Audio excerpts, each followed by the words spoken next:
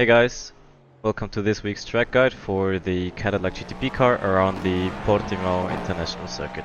So at the start of your lap, you're going to find yourself at the very left-hand side of the track, which is basically where you want to stay already, because the first corner is a pretty quick double right-hander, followed by another right-hander in quick succession. In terms of approaching the whole braking zone for turn 1, it's a bit tricky and a bit peculiar in the way that you approach it with quite a lot of speed, because the straight is pretty long, and also the last corner you take a lot of speed onto the front stretch. And the first corner also has a downhill braking zone, which you need to take into account, because obviously going downhill you're going to have a bit reduced brake effect. So from the onboard at full speed it'll look like this.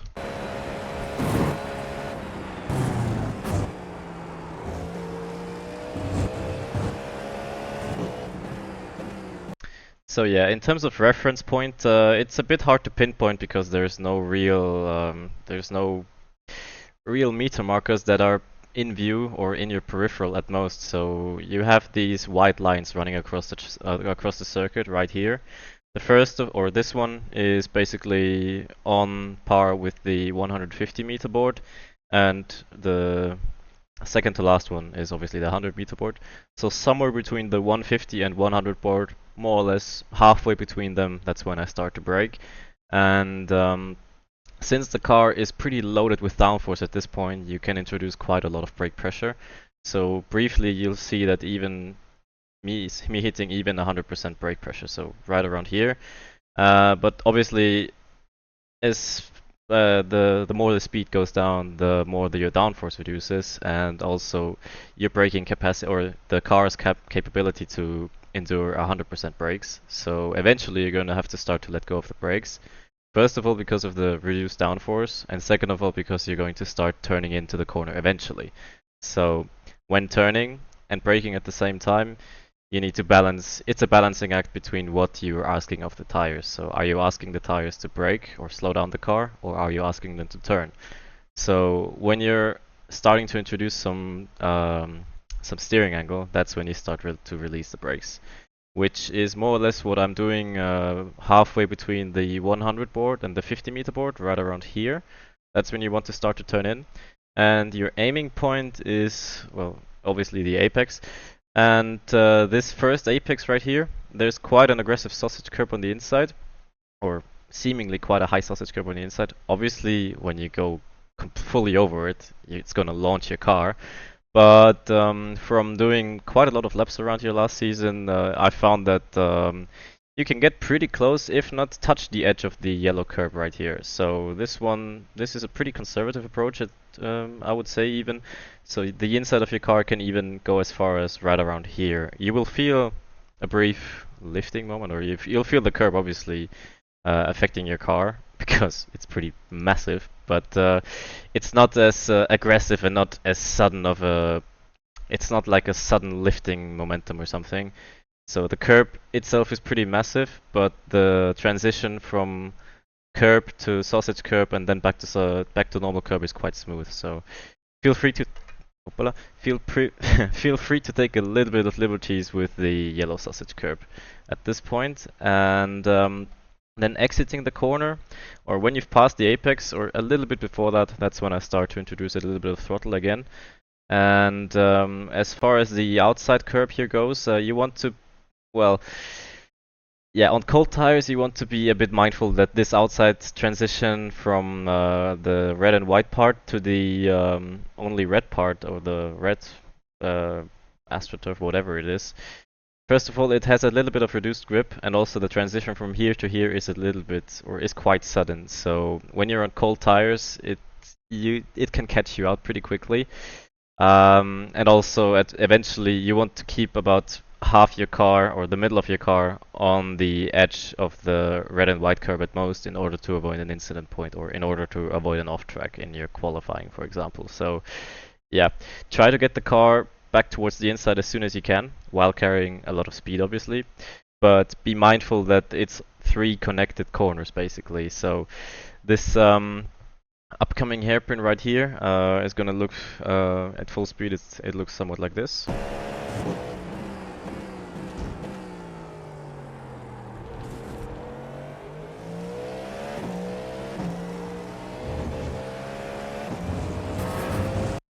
So yeah, exiting turn 1, as I've already mentioned, you don't want to stray too far towards the left.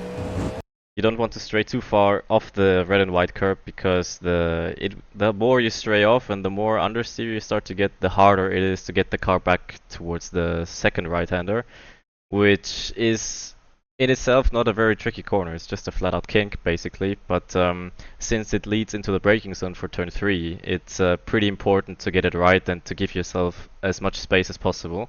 So when passing the second apex, you're eventually going to have to start to brake.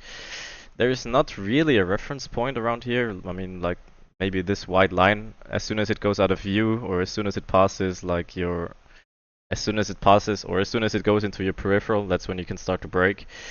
For me, it's more like, as soon as I get the car straight, that's when I start to brake. So, yeah, somewhere around here, that's when you start to transition from throttle to brake. And since the car is still rotating, this braking zone initially is also quite tricky to get right in order to avoid a lockup. So be mindful that as long as the car is not completely straight, that you cannot go full ham on the brakes. So at this point, as soon as you're going straight, that's when you start to introduce maximum brake pressure. And this is a pretty good example of what I was talking about earlier in terms of downforce, because approaching turn 1, you're at like 300 kph, which loads the car up with heaps of downforce. But at this point, we're approaching the braking at like 220, I would say, 215, 220. Yeah, 216 kph before starting to brake, so that's 100 kp, or that's like 90 kph less than you would have before turn 1. So you need to take that into account, that you're approaching it with a lot less downforce, also while rotating the car still. So, and that's pretty much why there's a differing amount of brake pressure before turn 1 and turn 3 at this point. Because you have reduced grip, you cannot use the... You need to be mindful of that when touching the brakes. So at this point I would use like, I would say this is like 65-70% maximum brake pressure. You want to keep that more or less as long as you're going straight, and then eventually start turning into the corner. And your aiming point is this turn 3 is also quite peculiar, since it's connected to the approach to turn 4 as well, which is the quick uphill left-hander, which is off camber as well, but we'll get to that in a minute.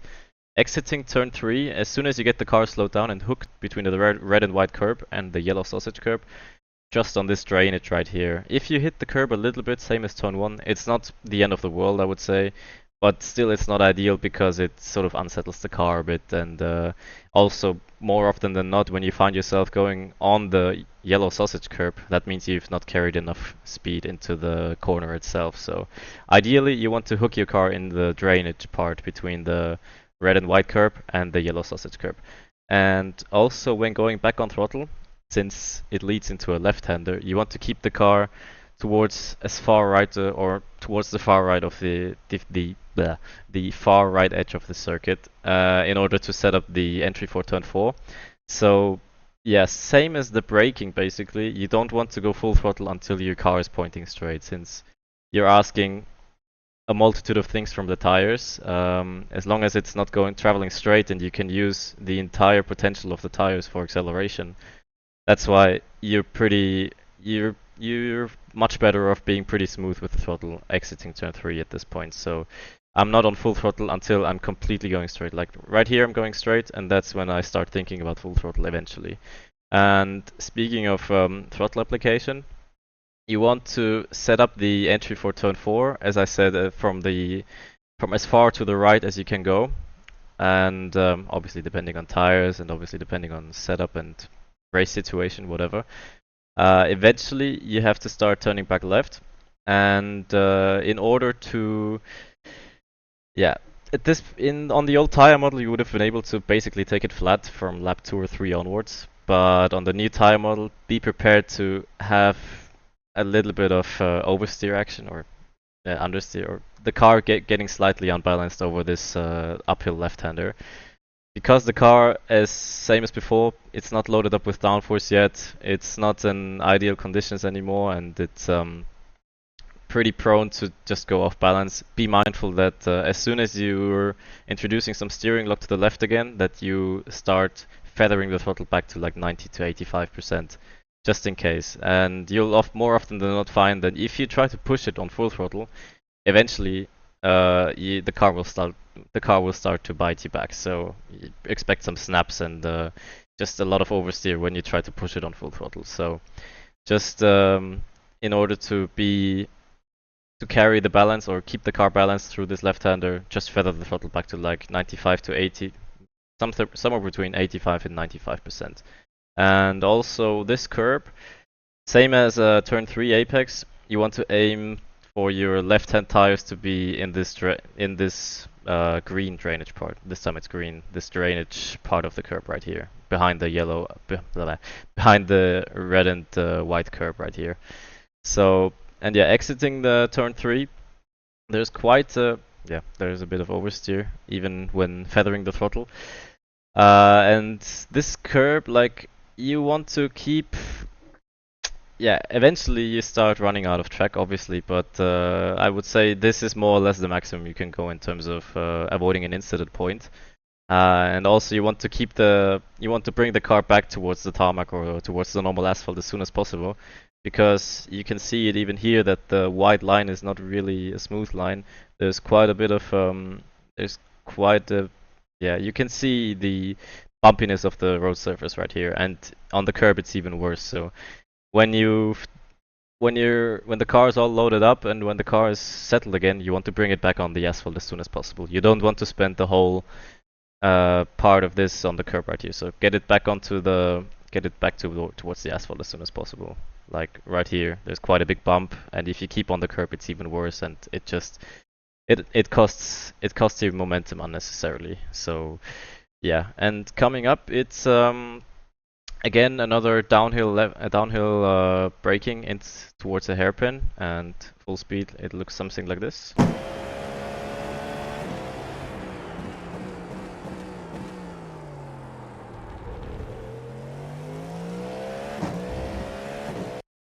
So yeah, same as turn 1. It's again another downhill braking, which you approach at pretty reasonable speed. I would guess like 260. Basically go up to 262, and your reference point would be this yellow line, or not yellow line, this white line coming across the runoff of the track, and more or less, as I pass that's when I start to introduce some brake pressure. And same as turn 1, you want to get most of the braking done as long as the car is loaded with downforce and as long as it's traveling straight. So it is pretty high brake pressure at this point. I would say like 90 to 95%. And the more the car slows down, the more you want to ease off the brakes, because the downforce is reducing and the overall grip of the car just fades away the more speed you take out of it. So, and you want to release the brakes even more as soon as you start turning in. And this corner, it can get a bit tight when you're battling someone, because it is a pretty inviting overtaking spot, obviously, but be mindful that you're still going. When you're passing someone on the inside, even if it's not a car of the same class, but maybe an LMP2 or a GT3 or whatever, be mindful that on the inside, usually it is the same amount of grip level, but it's still going downhill. You're still having to deal with the same issues that you have when you're on the racing line, so don't overdo it into this hairpin especially, because a lot of people tend to be a bit over exuberant on the brakes, and that leads to locking, which we all know in the GTP can bite you back quite quickly. So yeah, and as I was talking about before, you want to release the brakes as soon as you start introducing some rotation, and you don't want to be too tight on the sausage part of this curb, but you still want to hit the apex as good as possible. Again, same as turn 3, there's a drainage part between the red and white curb and the sausage curb. This time it's yellow again. If you can hook your inside wheels in the drainage part, that's more or less ideal. And on the exit around here, I've seen quite a few different philosophies. There's quite a few fast people that like to run out wide over or use the exit beyond the red and white curb. Me personally, I don't really like to use that. I want to stay off the curbs as much as possible, because the curbs around here, or the 3D modeled curbs are quite aggressive, so you feel them when going over them that they take away quite a bit of momentum of your car. So me personally, I like to run out on towards the edge of the asphalt itself, but not onto the curb as much as I can avoid it. So yeah, there's quite a few different philosophies, but yeah, whatever suits you best. If you're someone who likes to go on throttle early and wants to open up the steering as quickly as possible, more likely than it's more likely than that you'll be more at home with running out wide beyond the red and white curb. I like to be efficient when I do this type of thing, so I want to stay off the curbs as much as possible because I want to keep the momentum going. It prevents me from going on throttle back as soon as possible, obviously, and I need to keep more on out, or I have to keep a more steering lock on for longer, obviously, but it just helps me get more consistent exits out of this hairpin. And coming up now, there's quite a tricky complex as well, so at full speed it'll look something like this.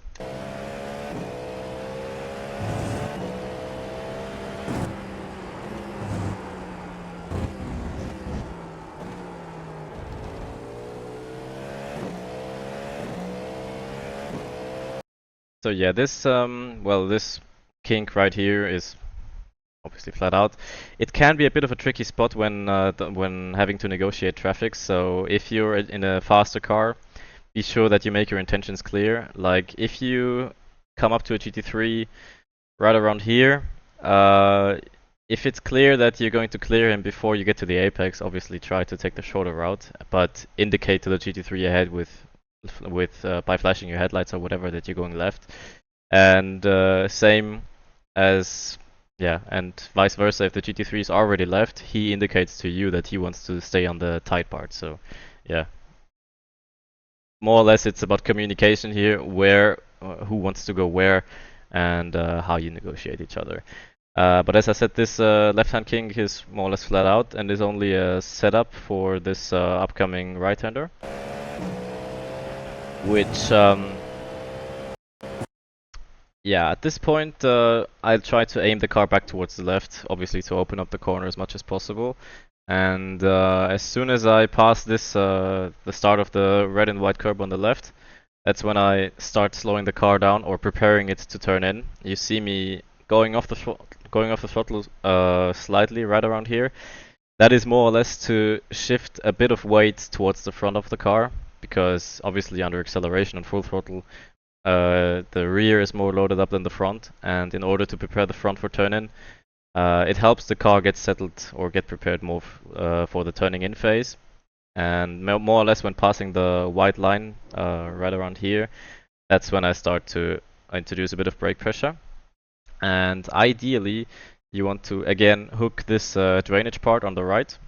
I didn't quite hit it right there, but something that is also worth keeping in mind throughout this whole complex is that once you're committed on the brakes, or once you start braking, you don't really want to go back on throttle. Even though there's a brief straight part between the kink and the corner itself, or the hairpin itself, you still want to keep slowing the car down more than you want to go back on throttle to maybe make up a bit of lap time, but it can be quite deceiving. I found that keeping on the brakes all the time, even though it's just a very slight brake input like you see right here, it still helps the car be more settled and be just a lot more efficient into the braking itself. Like same as I've mentioned before, once you've started preparing or loading up the front of the car, that's more or less where you want to keep the load, where you want to keep the grip of the car. So once you're on the brakes, you've shifted the weight towards the front, so your front is a lot more reactive than it would be under acceleration.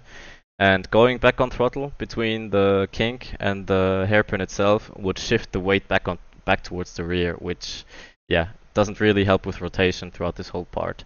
So and when setting up the braking zone itself, or when braking proper for this hairpin right here, once again you wait until you're traveling straight.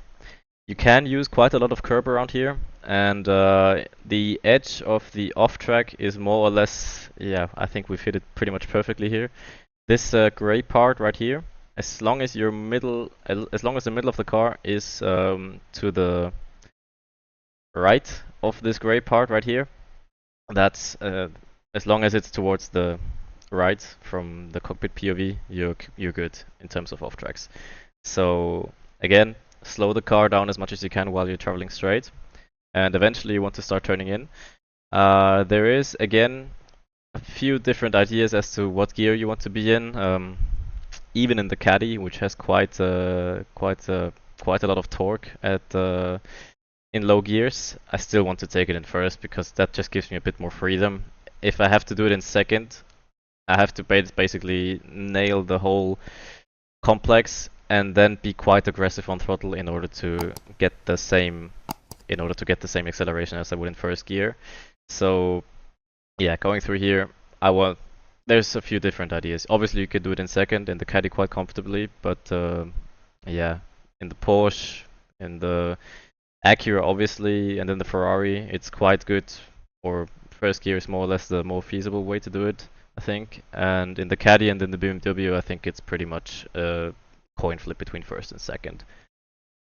And at that point, it's more or less to what you're used to, or more towards a preference. So yeah, again, try to point the car towards the exit again and get it straightened out as soon as possible. And same as the hairpin we've went through before, there's a few different ideas as to where you want to place your car on the exit. This curb on the exit, again, same as the exit curb of the hairpin we went through previously, is quite aggressive. And same as before, there's a lot of people that like to use the AstroTurf, take the pain of going over the curb and losing a bit of momentum, but in return, they've also opened up the steering a lot earlier and went back on throttle a bit earlier. Yeah, I found for myself that staying off the curbs and going towards the edge of the asphalt for me is a bit more efficient. But yeah, there's a few different ideas floating around there. So going back on throttle, or eventually you're going back towards full throttle, and you're on cold tires. This upcoming full flat out left-hander, it can catch. It has caught me out quite a lot of times when doing these laps, especially. So as long as you're on cold tires, you need to use the full track and go back towards the right as soon as possible in order to open up the corner itself. And you cannot take it in full throttle on the outlap, especially. Be mindful of that when starting a race. That you'll approach this upcoming left-hander with cold tires. So just do your best to feel the car out that first half or 1.5 laps, and then eventually from lap 2 to 3 onwards you can take it full throttle, no issue. So yeah. Yeah, this whole complex, this upcoming left-hander at full speed, it looks something like this.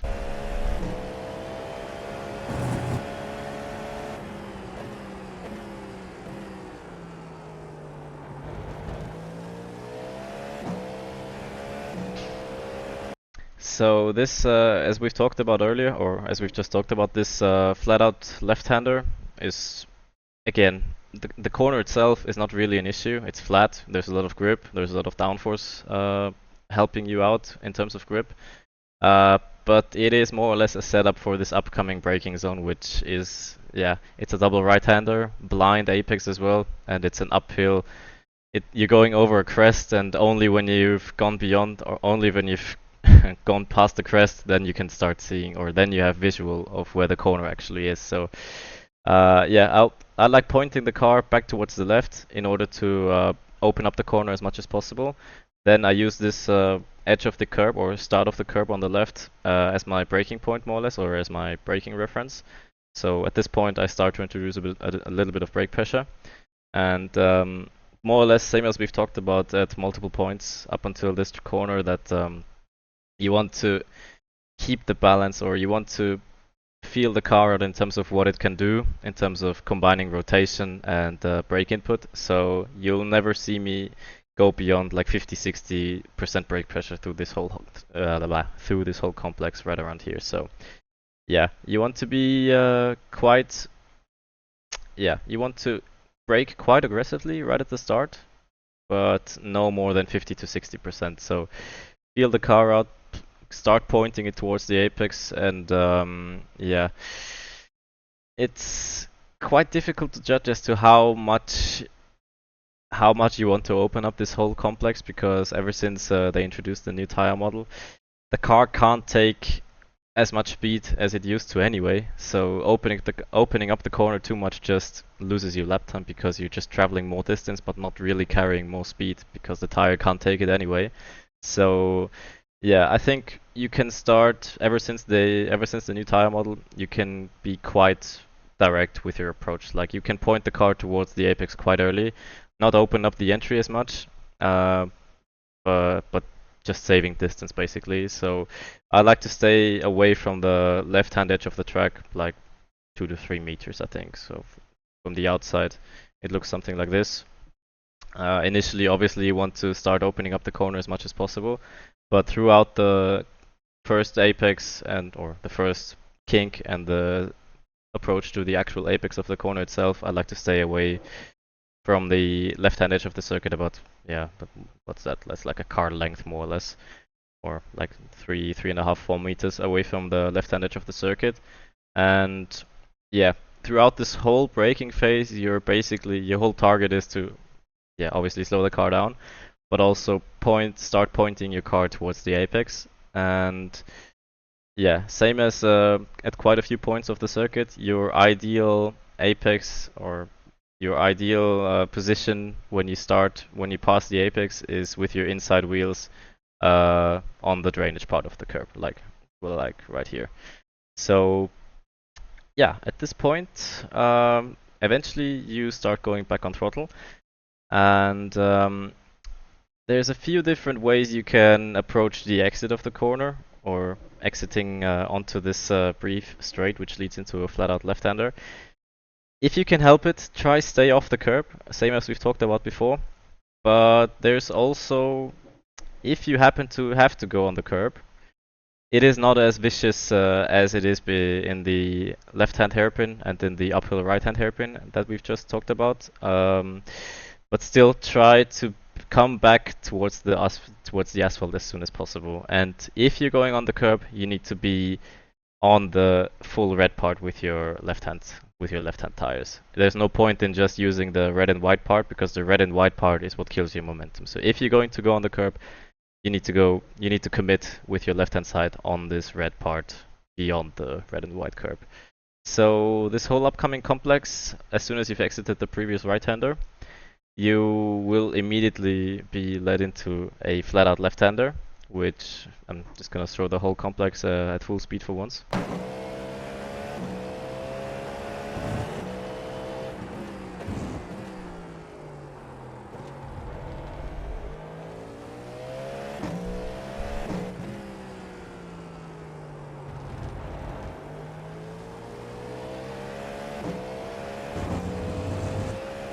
So exiting the right-hander, you're immediately spat into this flat-out left-hander, as I've said before. But same as the previous flat-out left-hander, the corner itself, again, is not an issue in itself, but it is pretty important to go through correctly, because it is all a setup for the upcoming complex, which is the final part of the track. In terms of this upcoming hairpin, I don't really have a breaking point per se, but again, same as turn 3, as soon as the car is pointing straight, that's when I start to brake for the corner. So right around here, I start to introduce some brake pressure. Again, make full use of the brakes as long as you're traveling straight. And as soon as you start to approach the corner, you have to start releasing the brakes. And as we've seen multiple times around this circuit, your ideal position in the corner itself is with your inside wheels on the drainage part between the red and white and sausage curb. I've not quite hit it this time, but ideally you want to be on the drainage part with your left-hand wheels or your inside wheels, because that's where the curb, or that's where the tires will suffer the least amount of oscillation and ideally touch the road at all times. Because on the red and white curb itself, obviously there's these humps and like little bumps that you go over all the time, so the tire is not touching the road at all times. So ideally you want to be to the inside of the red and white curb on the drainage part, because that's where the tire will be in contact with the road surface or with the whatever the drainage is made of at all times, because it's smooth. And exiting the corner, since it leads into a right-hander, it's pretty similar to turn 3 and turn 4. You don't want to make full use of the track because eventually you need to get back towards the left-hand side of the track. So at most I go to about right here, which is about, I would guess, like 2-3 meters away from the right-hand edge of the circuit. Yeah, more or less 3 to 4 meters, I would say, as in 2/3 of the track width. That's what I make use of, more or less, between the left-hander and the right-hander. And be pretty, since the car has a lot less downforce because it's traveling at low speed, you need to be quite smooth with your throttle input. Point the car back towards the left, and the start of this curb, or the red and white part of the curb right here, is more or less your reference point as to when you want to start to brake for turn. No idea what number it is, but the second to last corner at this point. That's when you start to introduce a little bit of brake pressure. Go from third down to second. Be mindful that the downshift itself, or the timing of the downshift, is a bit, or is quite crucial here as well, because you've done a whole lap, as we've just seen, with quite a lot of lateral and forward or yeah, like the tires are pretty loaded at this point there, and are quite stressed at this point as well. So at this point, towards the end of the lap, you will start running out of tires, more or less, before they can have a rest down the long stretch or the long start-finish straight. So at this point, it is pretty likely that your rears are screaming for help. So when you time the downshift from third to second is quite crucial. And your rule of thumb is more or less, as long as you can delay, or the longer you can delay the downshift from third to second, the better. Because if you downshift from third to second right away, you're basically not only braking with your brake itself, but also having a lot of engine braking as well, which mostly goes towards the rear, obviously, because it's a rear-wheel drive car. So if you can help it, try to shift down from third to second as late as you can. And yeah, again, try to be on the drainage part with your right-hand side, or with your inside wheels. I've almost hit it. Like, briefly I go on it. If you can help it, try to be on the inside of the red and white curb again, like on the inside, like on the green drainage part, because that's where the surface is the smoothest. And yeah, eventually you want to go back on throttle again. And for the same reason that we've just talked about, going from third to second pretty late, for the same reason you need to be quite smooth with the throttle here. So start to point the car with your throttle, obviously to accelerate, but also to stabilize the car, get the rear loaded up instead of the front. And eventually, like, you'll see me going back to 100% pretty late on. Like, this is the point where I'm back to 100%, which is, we've done like 85-90% of the corner itself. And when we're just about to finish the corner itself, that's when I go back to, or that's only when I get to 100%. So that's your reference point, that you need to be quite smooth with the throttle exiting the second to last corner. And this last corner, at full speed, it looks something like this.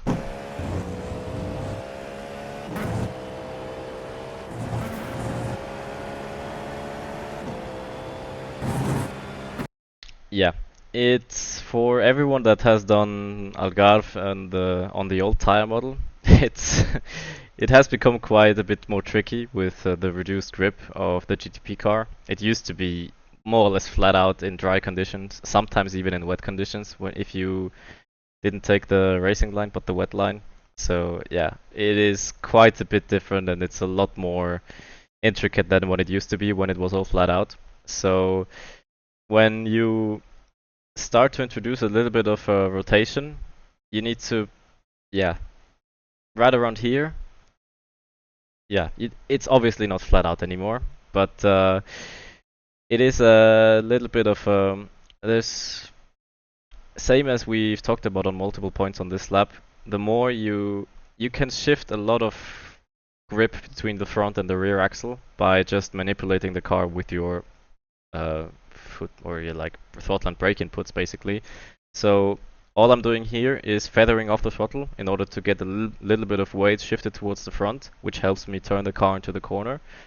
You can obviously just briefly lift off the throttle completely, then go back to 100%.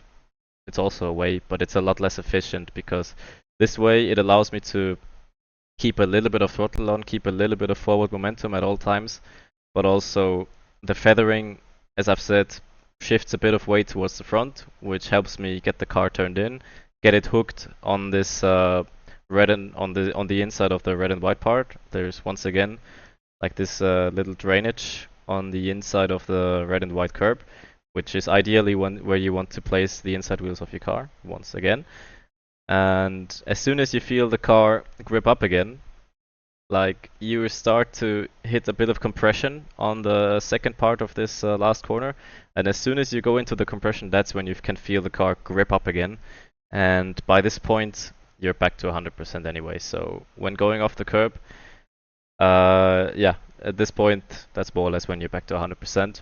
And in terms of line, obviously you want to run out towards the left-hand side of the circuit, because as we've talked about at the start of the lap, that's where you need to be anyway in order to start your lap. And yeah, head back to start finish, get your upshifts right, and that's one lap of Portimao. So I hope this guide was helpful for the Portimao International Circuit, and good luck with your races, and enjoy this week of IMSA.